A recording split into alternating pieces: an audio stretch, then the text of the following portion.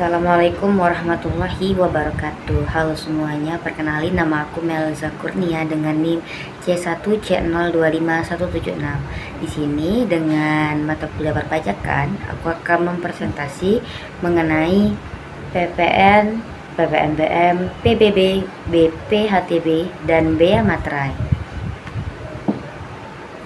Yang pertama, PPN. PPN itu kepanjangan dari pajak pertambahan nilai, yang dimana itu adalah pajak yang dikenakan atas konsumsi barang dan jasa, yang dimana di dalamnya itu ada daerah pada pabean Indonesia, atau daerah pabean itu adalah daerah yang melingkupi wilayah darat, laut, udara. Lalu ada BKP. BKP ini kepanjangan dari barang kena pajak, yang dimana ini diakibatkan karena adanya diperjualbelikan atau dimanfaatkan. Lalu ada JKP. JKP adalah kepanjangan dari jasa kena pajak, yang dimana ini berdasarkan peraturan perpajakan. Lalu ada PKP, pengusaha kena pajak. Pengusaha ini yang melakukan penyerahan BKP atau JKP dan wajib memungut PPN. Lalu ada objek PPN, yaitu ada penyerahan BKP, penyerahan JKP, impor barang, pemanfaatan jasa dari luar negeri. Tarif PPN ini umumnya sebesar 11%.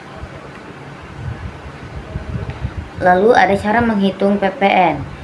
Rumusnya adalah PPN sama dengan tarif PPN dikalikan dengan dasar pengenaan pajak PPN.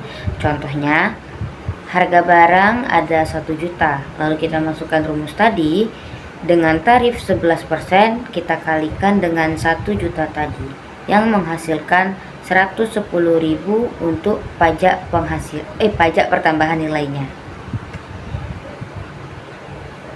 Lalu ada PPNBM. PPNBM itu adalah pajak penghasilan atas barang mewah, yang dimana pajak ini yang dikenakan atas barang yang tergolong mewah. Contohnya aja seperti barang-barang branded, yaitu tas Chanel, terus Dior, Hermes. Mobil mewah juga bisa seperti Lamborghini, terus Rolls Royce, terus juga bisa dengan perhiasan yang mahal ataupun rumah mewah. Tarif PPNBM ini berkisaran antara 10% sampai 200%, yang dimana ini sesuai dengan jenis barangnya. Lalu ada cara menghitungnya. Cara menghitung PPNBM yaitu rumusnya PPNBM sama dengan tarif PPNBM dikalikan dengan harga jual PPNBM.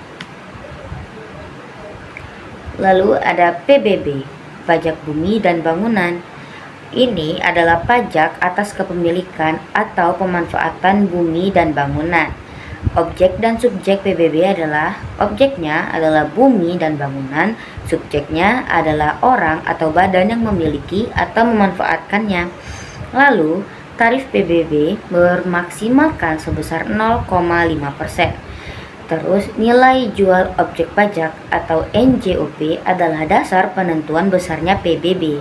Dan cara menghitung PBB adalah rumusnya PBB sama dengan tarif PBB dikalikan dengan NJKP PBB.